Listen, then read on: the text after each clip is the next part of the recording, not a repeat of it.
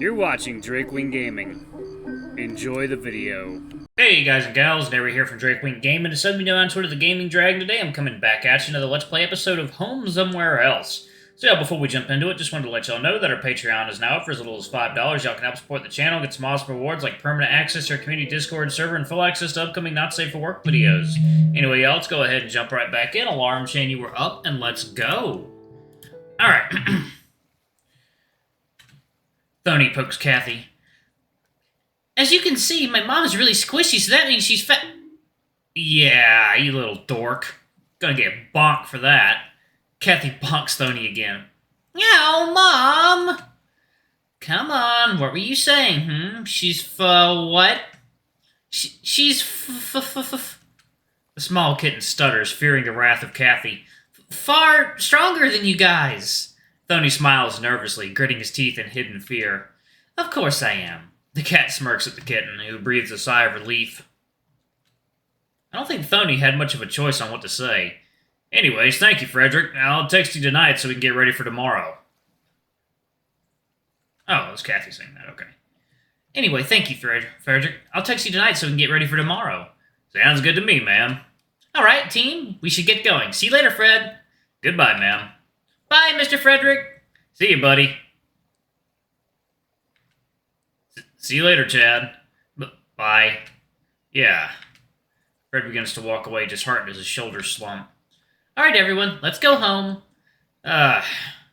So, Chad, how did you do today? How did today go? Yeah, Mr. Chad, how was your day? Oh, So after I dropped Thony at school, you go on to explain today's events while walking, mentioning everything but your weird magic hand. The three of you make it past the park and into Thony's neighborhood, arriving in front of the familiar brown door.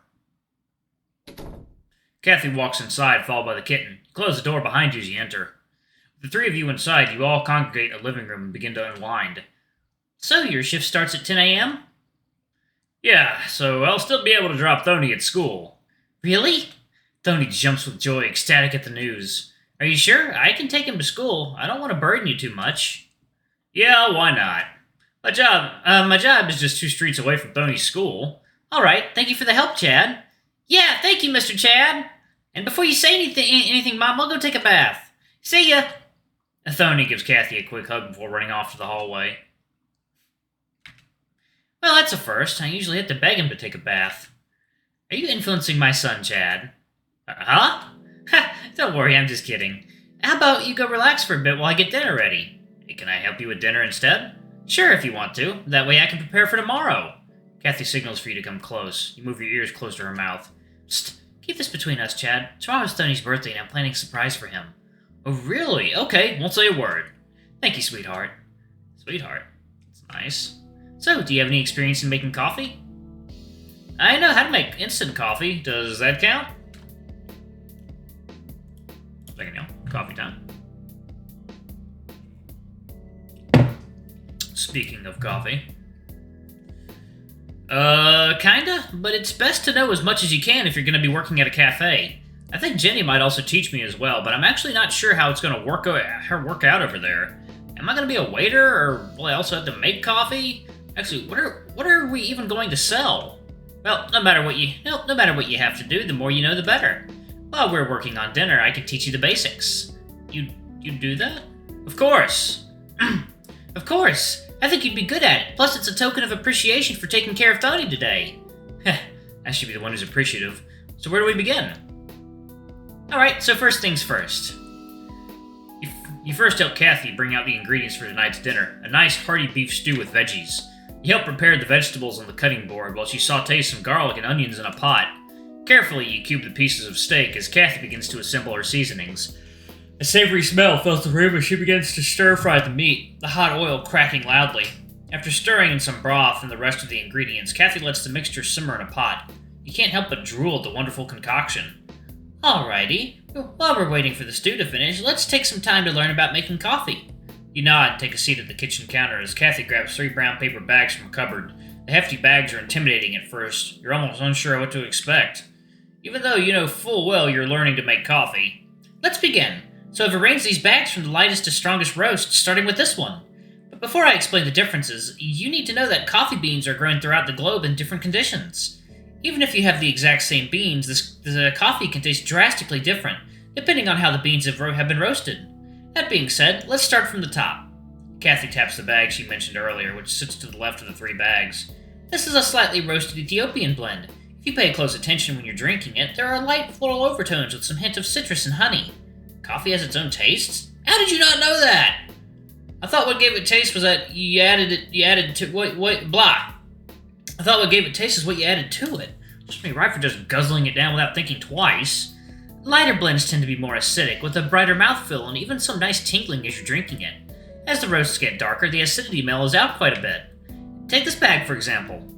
Lighter roasts also tend to have more caffeine than darker roasts. The more the beans are roasted, the less caffeine they'll have. Returning back to espresso, they tend to be used much lighter roasts, if I'm not mistaken. Kathy seems to scratch her chin in contemplation before snapping back to attention. I think I read that a normal medium roast coffee has roughly 20 milligrams of caffeine per ounce. That seems alright, but that's child's play compared to espresso that has around 100 milligrams per ounce. What? That's like a freaking energy drink!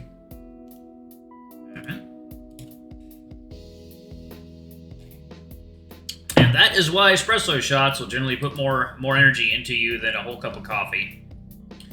Kathy seems to smile at your bemusement. Yeah, that's why people use tiny cups. If you drink a mug full of espresso, you might lose your mind, or die. Anyways, let's get back on track. As the roast gets darker, the acidity mellows out quite a bit. Take this bag, for example. Kathy pats the bag in the center in an almost loving way. It's partially open and noticeably bigger than the other 2. This is a medium roasted Colombian blend and is my personal choice for my cafe recipe. Colombian's good. It has a perfect balance of light acidity and smoother accents. This blend appears perfectly with more chocolatey and nutty flavors. I really love the Starbucks Ethiopian. I think it's the Ethiopian blend, I think. It's almost perfect in my opinion. Most customers seem to agree. It has been by far the most successful roast to date. I love it more than life itself. Kathy takes a small pause as she smiles nervously. You nod, acknowledging all the information she's given thus far, along with her unquenchable love for Colombian roasts. And Kathy flashes a proud smile as she continues with her lecture, her hand landing in the final bag to the right. This last bag is a dark roasted Sumatran blend. It has little to no acidity and a much fuller mouthfeel. It almost blankets your mouth with its deep, rich blend. It's a pretty heavy-tasting coffee that pairs well with more chocolatey flavors and cheeses. Blue cheese is great at bringing out the more savory aspects of this blend. You grimace almost instantly at the thought, your nose scrunching up at the thought of the blue cheese with coffee. Kathy can't help but chuckle at your displeasure. Everyone thinks the same thing, but don't knock it till you try it. Give me a minute while I prepare you a cup. This will show the preparation process in more detail than just trying to explain it. She turns away from the kitchen island and walks toward the same cupboard as earlier. She opens the door and grabs a weird-looking tool and a glass flask that almost looks like an oversized potion bottle. She walks over and places the 2 contraptions on the countertop. The glass flask has a wide opening at the top with a thick fabric cone surrounding the rim. The other tool seems to be a grinder of some sort, but not like anything you've seen before. So, this is a hand-operated coffee grinder. It is vital to consistently get the right grind for your coffee. I tend to do a pour-over method, which is what this flask here is for. But I first need to get a much coarser grind than usual. This will allow for the hot water to pass through the coat and coat the coffee more evenly. Having placed the items on the counter, Kathy heads on over to the stove and grabs a tea kettle. She lifts up the lid and pours water into it at the sink. After a few seconds, the metal kettle seems to be partially filled. She gently places it on a stove and turns the knob to her left. It only takes a few clicks until a blue flame encircles the bottom of the tea kettle. She merrily walks back to you and picks up her favorite bag of Colombian coffee. She gives it a small kiss as she opens up the bag, grabbing a nearby measuring spoon and carefully getting the perfect amount of beans for the grinder. Like, no.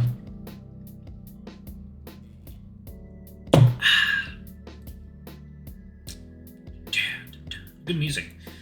You watch as she prepares the coffee with a near-clinical precision. Every scoop into the grinder is perfectly level, every turn of the handle is calculated and measured, and every scent that fills your nose is exquisite. She takes out a spoonful of the ground-up coffee and carefully brings it to your face. See what I mean by coarser grind? It's not as refined as the one you'd use in an espresso machine. For that, we need a much finer blend so the hot water can pass through it at higher temperatures. That's how you get such a strong shot of espresso. It's a large amount of fine coffee into such a small cup. You nod while taking mental notes. You had no idea so much thought and care was taken just to make a cup of coffee. As she lovingly scoops the right amount of ground-up coffee into the filter, she turns around and grabs the kettle right as it's about to start hissing. Was she keeping track of it this whole time? She turns off the stoves and brings forth the kettle with a joyful hum. Water temperature is super important. If the water isn't hot enough, a lot of flavors will remain in the beans. However, if the water is too hot or you let it sit in the beans for too long, you might burn the coffee. Just make sure not to burn yourself either. Kathy takes a quick breath and starts slowly pouring the piping hot water in a methodical fashion. She circles the pouring water around the filter and onto the grounds, making sure not to pour too much at once. You're surprised by how much care she's taking into pouring. It's almost like she's painting a work of art. Can't you just pour it all in at once? It's vital that you take it nice and easy, pouring in a circular motion. The most dangerous part of making coffee is getting burned. If you put too much water at once, it might overflow and spill all over you. Your safety and the safety of others will always be more important than a simple cup of coffee. As for the circular motions, it's important because it evenly soaks the grind. This will give you a more even and consistent flavor profile. You nod slowly, almost hypnotized by the wafting aromas and the smooth motion of the tea kettle. Soon enough, Kathy has finished the delicate pouring process. Dark, rich coffee continues to drip onto the bottom of the flask as she returns the kettle back onto the stovetop. Kathy smiles as she turns to you. You never want to rush good coffee. The two of you eagerly watch the flask, waiting for the last little drips to join the pool of dark goodness. Kathy grabs the fabric filter and squeezes any last drops out of it, giving the small package a couple of pats before placing it on a plate. I usually never throw out a coffee ground. They're amazing for gardens since they're packed full of nutrients. Plants love them and they're great to add to the soil, you know? You tilt your head, surprised by the prospect. Usually you just toss them in the trash. You should try saving them for Kathy's sake. And now, the grand finale. Kathy grabs some small containers from the pantry along with a set of mugs. She grabs the steaming flask and pours some coffee into the mugs, managing to empty out the flask as the second mug is perfectly filled. This is where the real magic happens. A dash of hazelnut cream, a spoon of brown sugar, a drizzle of honey, and some mint. Voila! 1 cup of café ready and waiting. I hope my demonstration helped you out some, Chad. It seems daunting at first, but I know you can make a great cup if you give it a try. The cat stirs the coffee with a spoon before handing you one of the mugs. You blow on it a little and take a sip. Absolutely perfect. I already know you like it, sweetie, and the good news is that the food is finished. Tony, dinner's ready! God, this is so nice. I definitely learned more than a thing or two. Thanks, Kathy. I'm sure it'll be helpful. No problem, sweetie. Maybe one of these days you could keep me company while I'm selling coffee, if you have the time, that is. Yes, that would be fun. Awesome. A few silent moments pass by, both of you growing hungrier by the second. Tony! That's weird. Chad, can you go and check Tony? Sure. You step out of the kitchen into the dimly lit hallway. Near the end of the hall, you find a door with bright animal stickers and the words Thony's Fort. Cute. You knock on the door rhythmically, but are met by silence. Thony, dinner's ready. Little shit sneak out. Anthony? You press open the door. Your heart is pounding. Is he okay? The room is pitch black. No lights and no sound. The dim light from the hallway pierces the room, illuminating the room ever so slightly. You see Thony laying in his bed, facing up to the ceiling with headphones in his ears. You flick the room's light switch, startling the poor kitten. Hey, what's up, Mr. Chad? Oh, God, of course he plays Fortnite. Oh, except it's called Fur Night. Dinner's ready, boy. Let's go eat something to eat. Let's go get something to eat. Oh, all right, let's go. I'm going to pause it right there, y'all. Thanks so much for watching. Don't forget to like, comment, subscribe, ring that notification bell, and check out our Patreon if you can. It always helps. Before I go, I'm going to give a quick shout out to our lovely bronze tier patrons. Thank you all for all you do for the channel. We greatly appreciate your support. Thank you to our silver tier patron, Cade Silvermoon. Thank you for going a bit above and beyond. It's greatly appreciated. Thank you to our gold tier patron, Amr. You're awesome. We love you. Thank you for subbing to our ultimate tier anyway. If y'all want to get your names in the credits, get access to not safe for work contents as little as $5. Alrighty, I love you all, and I'll see you all in the next video. Bye-bye!